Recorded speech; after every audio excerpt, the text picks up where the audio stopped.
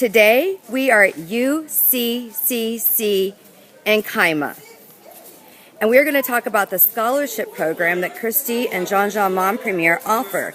So today I'm going to introduce you to Kristie and to Meso. Hi, I'm Kristie Mompremier. My husband's Jean, and we've been here at UCI for 10 years.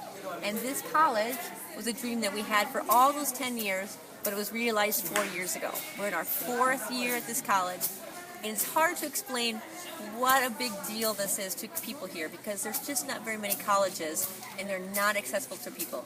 I want to tell you a story about Meso and tell you how much it meant to him and how he got here. Meso, explique-nous qui Jean est venu ici.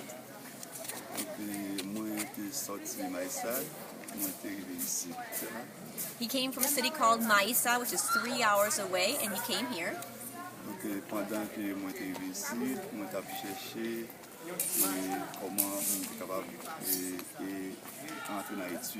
So he was there for a long time, and he wanted to find a way how he can get into study, how he can study more.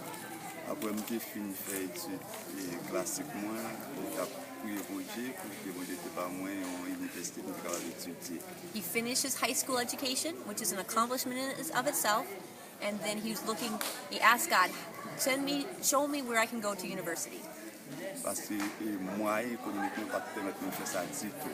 My economic situation, my finances did not let me even be able to dream that this was going to be possible for me.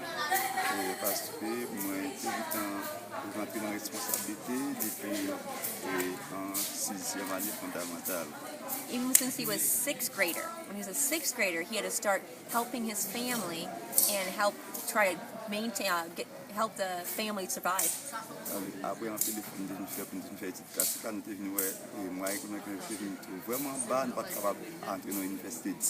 So when he finished high school, he was so happy he did that, but he just thought, there's no way that I could ever go to university.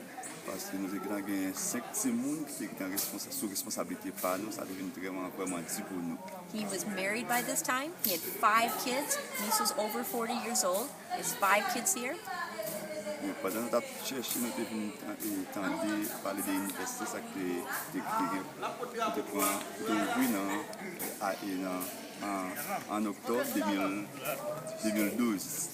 So he heard this news that there's a university opening in Kaima in the year of 2012, and he was excited about it. So I came here and I started talking to Jean and Kristie.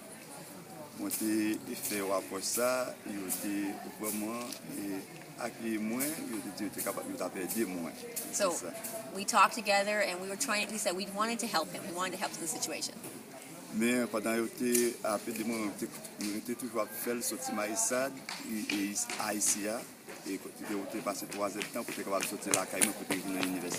So when he first started going to school here, he had to leave Meso, his hometown where his family was, and come here every single day. That's a 3-hour trip one way. He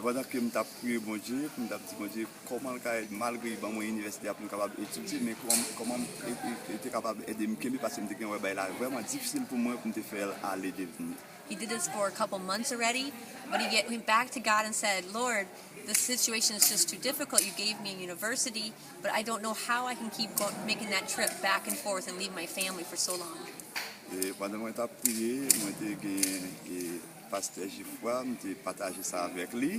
He was talking to one of the faculty heads of theology, Pastor Gifra, and he was explaining the situation.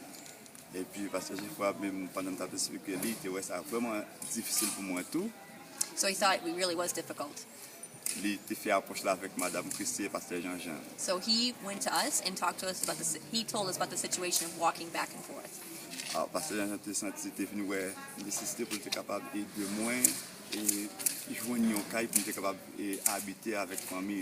So we came up with an idea of how can we get Meso to stay here with his family, because we don't want him to leave his family. So we looked for a house here.